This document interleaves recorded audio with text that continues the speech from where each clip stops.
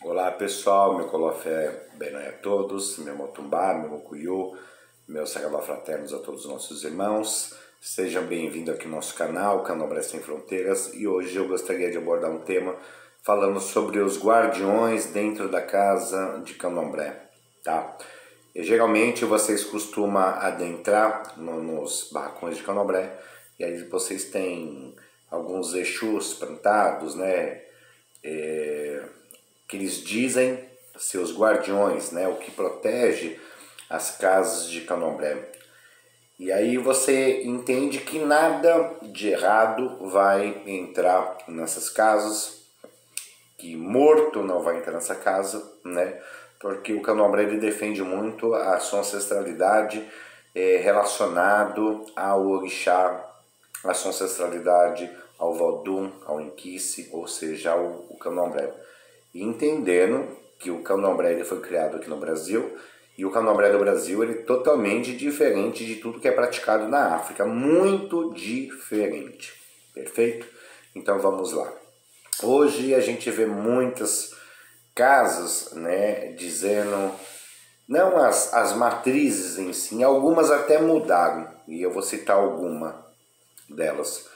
Antigamente as casas só se cultuava ao orixá, ao culto ao orixá, ao culto ao Vodum, ao culto de Inquice, né, seja Queto, Angola e Jeje. E aí foi aumentando, foi crescendo,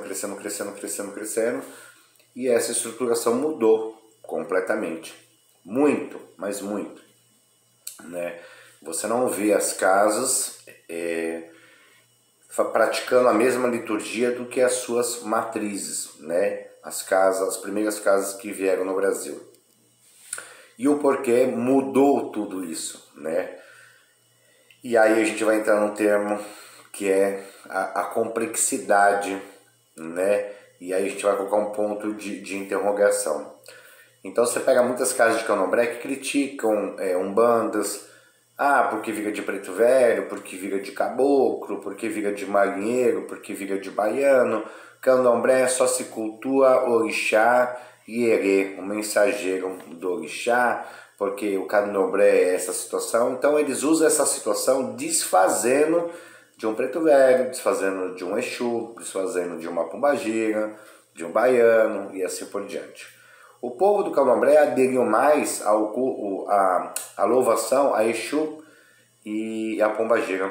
E os demais, quando uma pessoa de repente tem um preto velho, o cara é do Candomblé e tem preto velho.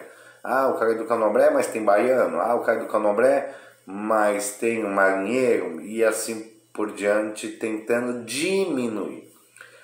E aí eu vou apontar para essas pessoas e mostrar qual é o fundamento e entender se o fundamento deles funciona ou se dentro do barracão eles promovem uma histeria, uma maluquice lá dentro e um equê coletivo de todas as pessoas que estão manifestado lá dentro. Então vamos lá.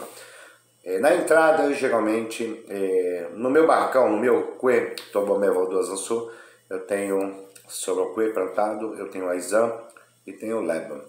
Leba é a comunicação, né? Sem Leba não se funciona, não tem a comunicação dos Valduns. Aizã, a gente fala da nossa ancestralidade, onde louvamos a nossa ancestralidade, entendendo que dentro do Jejmarim não se tem culto a Akututus, né? A Eguns, a morto. E Sorocuê seria um dos guardiões das nossas casas. Guardiões e também tem um sentido para isso, né? Do que ele realmente ele cuida, que as pessoas distorcem. Dentro das casas de Queto, e você vê o pessoal apontando preto velho, apontando baiano e assim por diante. E ele tem um Exu, e dentro de Angola, dentro de Queto, eles falam que esse guardião, que esse Exu, ele é o protetor, que ele não deixa entrar morto lá dentro, né? Que não pode entrar, que ele é o grande guardião, que ele barra tudo. Mentira. Eu vou te explicar o porquê que é mentira. Ele tem a divindade, ele tem o orixá, tem o mensageiro dele. Como que esse pai de santo, ele faz a festividade do seu Exu dentro da casa? Como que esse sacerdote, ele faz a festividade da sua pombagira dentro do barracão? Esses espíritos passam por onde? Não passa pela porta? Não é por ali que vem? Se eles estão realmente incorporados, seja com Exu, com pombagira, com preto velho, com caboclo, seja qual o espírito que for, que não for orixá e o mensageiro, passou pela porta. E o Exu deixou? E aquele Exu, eles não dizem que é o guardião da porta, que é para impedir que a pessoa ela não manifeste e incorpore Egum, a morte, espíritos que morreram, que vivenciaram, que morreram. Qual que é a função? Então não funciona. O que não está funcionando nessas casas? O Exu, que não está impedindo de entrar, ou os caras lá dentro não está virado de nada, está tudo de EQ, está tudo de marmontagem. Qual das duas situações que é? Se o cara ele fala para mim, não, eu realmente incorporo minha pombagira, eu incorporo meu Exu, então não tem Exu lá na porta que está cuidando de nada lá. E se tem alguma coisa lá, não tem fundamento, porque está passando tudo. Entende como que é contraditório? De repente o cara está lá dentro virado no Exu, ah, mas eu viro só de Exu só, entendeu? Eu viro só de pombagira, eu não viro de preto velho, eu não viro de... Ué, mas você vira de morto. Exu, ele nasceu, viveu e morreu. Pombagira nasceu, viveu e morreu, e também não é um Egum. Se a função do Exu, como as pessoas dizem, que não é para entrar nada de ruim, para quando estiver iniciando um vodunce, para quando estiver iniciando um muzenza, né? Ou um iaô, para que não entre Egu na casa, para que o orixá possa ser feito todas as suas fundamentações com o sagrado. Não é a função desse Exu proteger tudo isso? Mas uma vez por ano ele está incorporado lá, né, numa festividade, a maioria dá tudo consulta, faz toques para Exu, toques para pombagira, festa de preto velho, festa de caboclo. E aí eu pergunto, é uma casa de morto ou é uma casa de orixá? E as pessoas que têm que responder. Eu estou colocando de uma maneira clara, que muitas pessoas não se dão conta e passam a não questionar a situação, porque talvez não tenha esse embasamento de estudo, não tenha essa fundamentação. Então a função, será que daquele Exu realmente é impedir essa situação? Pergunto para você, será que realmente a função desse Exu ele é impedir que não entre Eguns, espíritos de mortos dentro da casa? Se essa função não está funcionando. Ou se essa função está funcionando, o Pai de Santo está de marmotagem, ele não vira nem de pombagira e nem de nenhum outro espírito lá dentro. Então precisa entender o que é o Exu e qual é a função. Tem muita gente que propaga, vende uma situação que ao certo não conhece.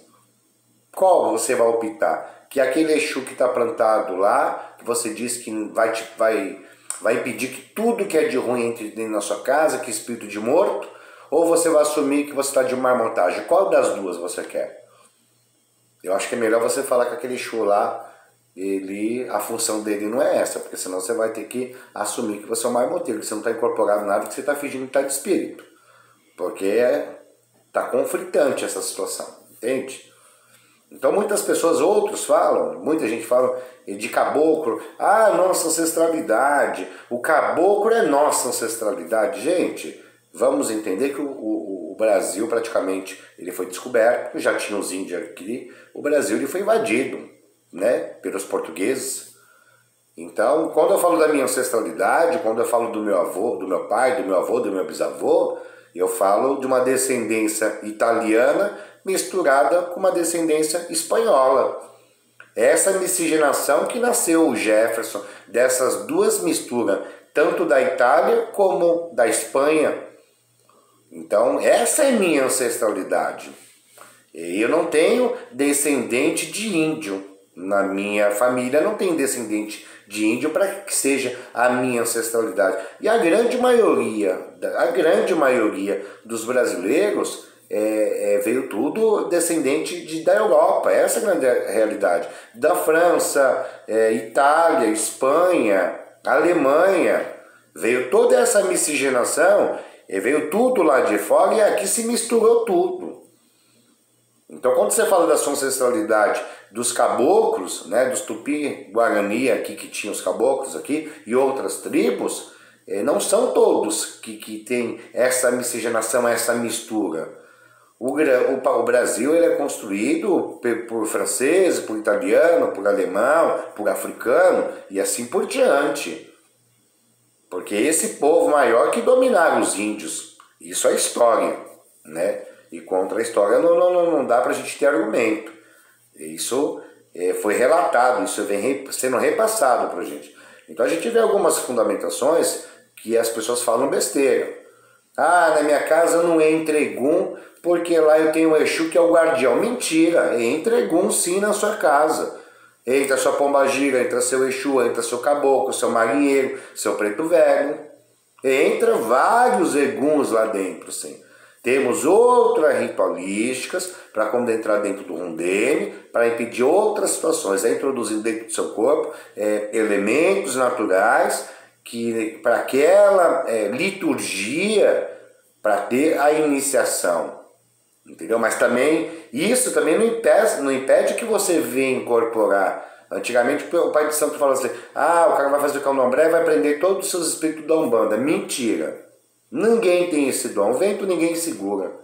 Vento ninguém segura. É uma questão de escolha, de você praticar aquela liturgia da Umbanda ou de você não praticar. Agora, dizer que isso impede é mentira. Não existe fundamento que impeça de que algo no seu corpo entre a partir do momento que você der essa liberdade. Você está usando o seu livre-arbítrio. O orixá ele pode não estar presente, ele pode não se agradar com a situação e afastar. Mas o que acontece? Isso em número, gênero e grau. Entendeu? Contra fatos a gente não pode argumentar, porque realmente isso é o que acontece. Então a gente vê um monte de pessoas falando de situações onde que ao certo eles não conhecem. Eles entram em conflito com o próprio fundamento deles. O cara está dizendo, batendo no peito, que lá não entra Egum, que lá não entra morto, porque lá só tem vida, porque só tem orixá. Porra, mas o cara faz a festa de Exu, de Pombagira, gente. E os guardião que tem lá na porta, será que realmente é essa a finalidade? E aí eu pergunto, de Aizan, de Leba, Vadum, de Soroquê, será que a função dele é essa? Será que a função dele é realmente isso, de impedir essa situação? Ou ele tem outros fundamentos para as nossas liturgias, para a gente praticar dentro da nossa casa? Então a gente vê muita situação que as pessoas estão caindo em contradição e realmente não é essa a situação. A função do Exu não é de pedir. A função do Exu é de ser o mensageiro. Ele é o comunicador da nossa comunidade. Ele comunica todos os recados, ele leva daqui para um outro lugar, leva de um outro lugar para outro. A função do Exu é se comunicar, levar a mensagem, passar o que está acontecendo, passar o que vai acontecer. Essa é a função de Exu. Por isso que ele é chamado de comunicador. Então essa é a função dele. Qual a função de Aizan? Louvar a nossa ancestralidade, louvar os nossos antepassados. Então é um Vodum feminino, onde faz a ligação da gente com a nossa ancestralidade. Soroquê é um guardião, mas ele guarda o quê? O que ele guarda? É parte do princípio dessa situação. Então a gente vê muita besteira e não é isso que acontece. Então eu venho aqui fazer esse vídeo curto para começar a colocar algumas dúvidas, para você começar a se questionar, e eu vou começar a gravar qual é a função do Exu, qual a função de Aizan, qual a função de Soroquê, o que é introduzido no nosso corpo, qual a finalidade daqueles elementos naturais, para que serve realmente, o que causa, o que pode acontecer com o morto dentro de uma casa de axé, qual a energia positiva, qual a energia negativa. Então eu vou separar esses vídeos para falar especificadamente de cada assunto. Então aqui eu falei de um modo geral, para vocês colocar um monte de ponto de interrogação e entender que esses contos não é dessa maneira. Estão vendendo algo que não conhece, estão ensinando algo que não tem fundamentação e que aquilo que eles estão falando que é para aquela situação, na verdade não é. Tá ok? Não esqueça de deixar seu like, não deixa de acionar o sininho para quando eu gravar os vídeos e não esqueça de compartilhar o nosso canal do YouTube. Isso é de tamanha importância, passar informação, fazer as pessoas ter cultura, porque o candomblé exige cultura, exige estudo, exige fundamentação.